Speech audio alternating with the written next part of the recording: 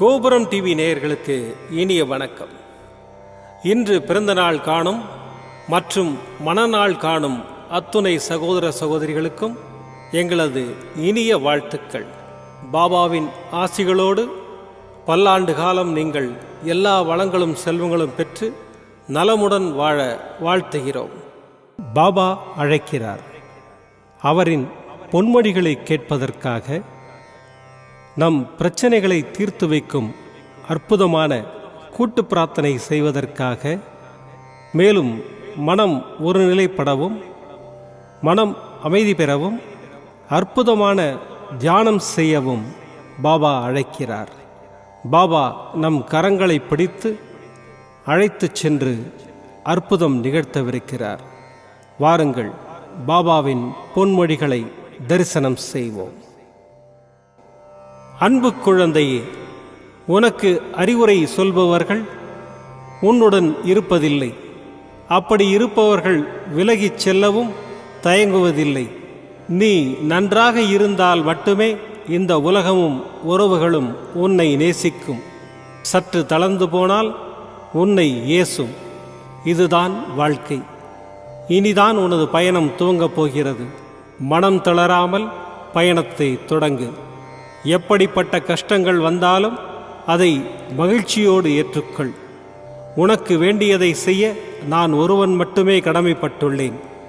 இந்த மாயை உலகத்தில் நீ காண்பது, கேட்பது, பழகுவது அனைத்தும் மாயை. நேரம் கடந்து போனால் அனைத்தும் உன்னை விட்டு விலகிப் போய்விடும். நீதான் தன்னம்பிக்கையோடும் தைரியத்தோடும் வாழ வேண்டும். எவரை பற்றியும் கவலைப்படாமல் நீ வாழும் வாழ்க்கைக்கு மதிப்பு வரும்படி வாழ பழகிக்கொள். தூற்றுபவர்கள் தூற்றட்டும். நான் உன்னுடன் இருக்கும் வரை எதற்காகவும் எந்த சூழ்நிலையிலும் கலங்காதே. உன்னை உயர்த்தி அழகு பார்க்கப் போகிறேன். உன்னை காப்பது எனது கடமை. நான் இருக்கிறேன். எதை செய்தாலும் என்னை நினைத்து செயல்படு. நான் உன்னை கைவிட மாட்டேன். உன் அப்பா சாய் இருக்கிறேன், கவலைப்படாதே. ஓம் சாய்ராம். பாபாவின் அற்புதமான பொன்மொழிகளை தரிசனம் செய்தோம். அடுத்த நிகழ்வு கூட்டு பிரார்த்தனை. நம் மனநலன் சார்ந்த பிரச்சனைகளுக்காகவும், உடல் நலன் சார்ந்த பிரச்சனைகளுக்காகவும் மற்றும் நம் அனைத்து விதமான பிரச்சனைகளுக்காகவும் சாய்நாதரிடம் கூட்டு பிரார்த்தனை செய்வோம். வாருங்கள், இந்த அற்புதமான கூட்டு பிரார்த்தனையை செய்வோம். பிரார்த்தனாஷ்டகம். 8 பிரார்த்தனைகள். சாந்தமான மனம் கொண்ட சாயிநாதரே, அறிவின் சிகரமே, அன்புள்ளம் கொண்டவரே, கருணை கடலே, உண்மையின் இருப்பிடமே, மாயை என்னும் இருளை அகற்றுபவரே, ஜாதி மத பேதங்களுக்கு அப்பாற்பட்டவரே, எங்களின் புரிந்து கொள்ளும் திறமைக்கு அப்பாற்பட்டவரே, அன்பின் இருப்பிடமே, ஷீரடி வாழ் இறைவனே, என்னை காப்பாற்றும், என்னை காப்பாற்றும். ஞான சூரியனே, ஞானத்தை வழங்குபவரே, பக்தர்களின் மனங்களில் உலவிடும் பரமஹம்சரே, அனைத்து நன்மைகளுக்கும் காரணமானவரே, தங்களை சரணடைந்தவரை காப்பவரே, படைக்கும் தொழில் புரியும் பிரம்மாவும் காக்கும் கடவுளான விஷ்ணுவும் நீங்களே. 3 உலகங்களையும் யுகங்கள் முடிவில் தன்னுள் ஐக்கியமாக்கிக் கொள்ளும் ருத்திரனும் தாங்களே. நீங்கள் இல்லாத இடம் இந்த பூமியில் ஏது? எல்லாம் அறிந்த இறைவன் நீங்கள். எங்கள் எல்லோரின் இதயங்களிலும் வசிப்பவரும் நீங்களே. எனது எல்லா குற்றங்களையும் மன்னிக்க வேண்டும் என்று வேண்டி கேட்டுக்கொள்ளுகின்றேன். அலை அலையாய் தொடர்ந்து வரும் சந்தேகங்களையும் மனமயக்கங்களையும் போக்குவீராக. நீங்கள் கோமாதா, நான் பிறந்த இளங்கன்று. நீங்கள் சந்திரன், நான் சந்திரகாந்த கல். தங்கள் பாதங்கள் கங்கை நதி. பணிவுடன் இந்த தாசன் உங்கள் பாதங்களில் தலை வணங்குகிறேன். உங்கள் கைகளை என் தலைமீது வைத்து ஆசை கூறுங்கள். என் கவலைகளும் துன்பங்களும் பறந்தோடட்டும். இந்த கணு தங்களின் தாசன்.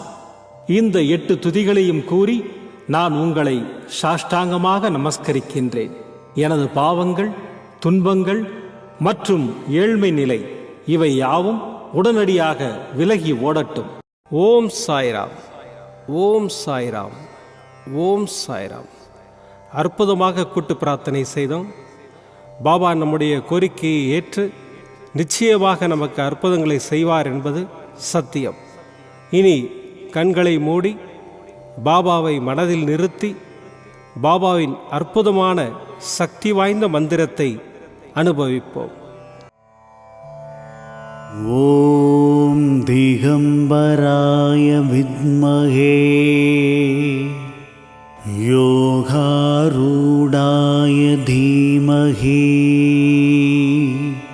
தன்னோ தத்த பிரச்சோதயாத்.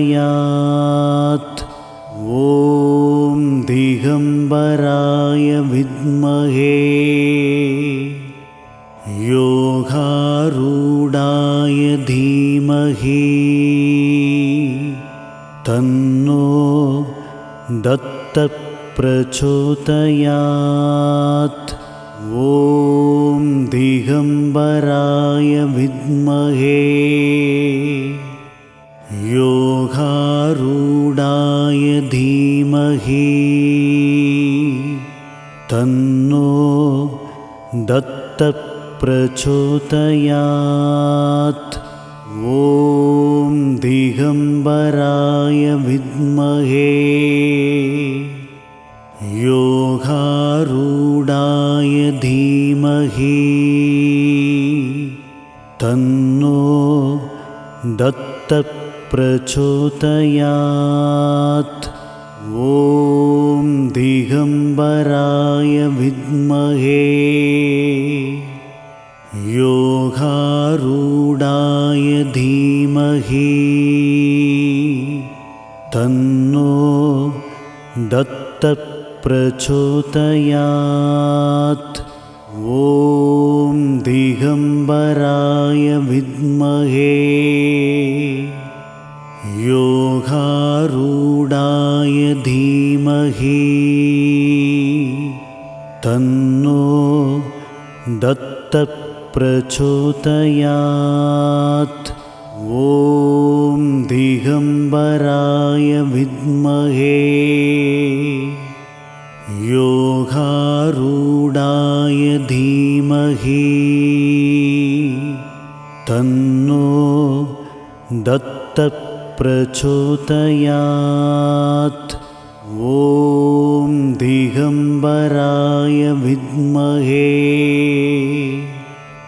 யோகாரூடாய தீமஹி தன்னோ தத்த பிரச்சோதயாத். ஓம் திகம்பராய வித்மஹே யோகாரூடாய தீமஹி தன்னோ தத்த பிரச்சோதயாத். ஓம் திகம்பராய வித்மஹே யோகாரூடாய தீமஹி தன்னோ தத்த பிரச்சோதயாத். ஓம் திகம்பராய வித்மஹே யோகாரூடாய தீமஹி தன்னோ தத்த பிரச்சோதயாத். ஓம் திகம்பராய வித்மஹே யோகாரூடாய தீமஹி தன்னோ தத்த பிரச்சோதயாத். ஓம் திகம்பராய வித்மஹே யோகாரூடாய தீமஹி தன்னோ தத்த பிரச்சோதயாத். ஓம் திகம்பராய வித்மஹே யோகாரூடாய தீமஹி தன்னோ தத்த பிரச்சோதயாத். ॐ दिगम्बराय विद्महे योगारूढाय धीमहि तन्नो दत्तप्रचोदयात् ॐ दिगम्बराय विद्महे योगारूढाय धीमहि तन्नो दत्तप्रचोदयात् ॐ दिगम्बराय विद्महे योगारूढाय धीमहि तन्नो दत्तप्रचोदयात् ॐ दिगम्बराय विद्महे योगारूढाय धीमहि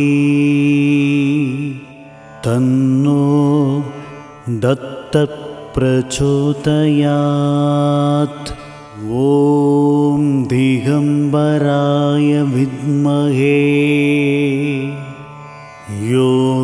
योगारूढाय धीमहि तन्नो दत्तप्रचोदयात्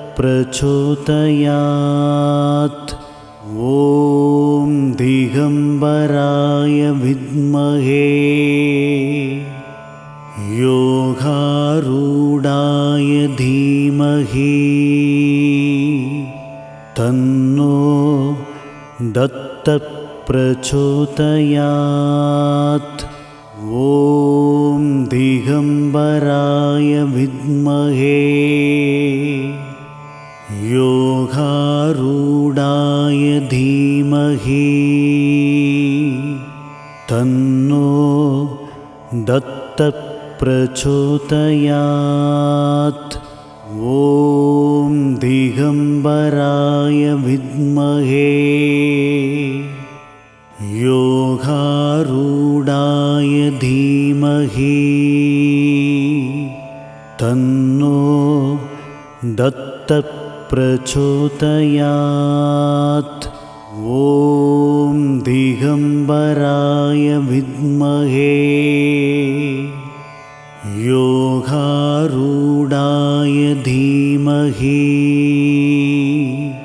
तन्नो दत्तप्रचोदयात् ॐ दिगम्बराय विद्महे योगारूढाय धीमहि तन्नो दत्तप्रचोदयात् ॐ दिगम्बराय विद्महे योगारूढाय धीमहि तन्नो दत्तप्रचोदयात् ॐ दिगम्बराय विद्महे योगारूढाय धीमहि तन्नो दत्तप्रचोदयात् ॐ दिगम्बराय विद्महे योगारूढाय धीमहि तन्नो दत्तप्रचोदयात् ॐ दिगम्बराय विद्महे योगारूढाय धीमहि तन्नो दत्तप्रचोदयात् ॐ दिगम्बराय विद्महे योगारूढाय धीमहि तन्नो दत्तप्रचोदयात् प्रचोदयात्। ॐ दिगम्बराय विद्महे योगारूढाय धीमहि तन्नो दत्तः प्रचोदयात्। ॐ दिगम्बराय विद्महे योगारूढाय धीमहि तन्नो दत्तः प्रचोदयात्। ॐ दिगम्बराय विद्महे योगारूढाय धीमहि तन्नो दत्तः प्रचोदयात्। ॐ दिगम्बराय विद्महे योगारूढाय धीमहि तन्नो दत्तः प्रचोदयात्। ॐ दिगम्बराय विद्महे योगारूढाय धीमहि तन्नो दत्तः प्रचोदयात्। ॐ दिगम्बराय विद्महे योगारूढाय धीमहि तन्नो दत्तः प्रचोदयात्। ॐ दिगम्बराय विद्महे योगारूढाय धीमहि तन्नो दत्तः प्रचोदयात्। ॐ दिगम्बराय विद्महे योगारूढाय धीमहि तन्नो दत्तः प्रचोदयात्। ॐ दिगम्बराय विद्महे योगारूढाय धीमहि तन्नो दत्तः प्रचोदयात्। ॐ दिगम्बराय विद्महे योगारूढाय धीमहि तन्नो दत्तः प्रचोदयात्।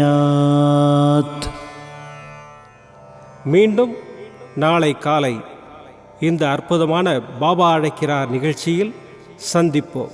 நன்றி, வணக்கம். விதமான பக்தி நிகழ்ச்சிகளை உங்களுக்காக தந்து கொண்டிருக்கிறது உங்கள் கோபுரம் டிவி. உங்களுக்கு பிடித்த நிகழ்ச்சிகளை லைக் செய்யுங்கள், உங்களுக்கு பிடித்த மாணவர்களுக்கு ஷேர் செய்யுங்கள். மேலும் சப்ஸ்கிரைப் செய்வதோடு மட்டுமல்லாது அருகில் இருக்கும் பெல் பட்டனை கிளிக் செய்து கோபுரம் டிவி நிகழ்ச்சிகளை உடனுக்குடன் தெரிந்து கொள்ளுங்கள். மற்றும் ஒரு மகிழ்ச்சியான செய்தி, கோபுரம் டிவி ஆப்பை கூகுள் பிளே ஸ்டோரில் ஃப்ரீ டவுன்லோட் செய்து கோபுரம் டிவி நிகழ்ச்சிகளை தொடர்ந்து கண்டுகளியுங்கள். பாருங்கள், ரசியுங்கள், பரவசமடையுங்கள். gopuramtv.com. பக்திமயம்.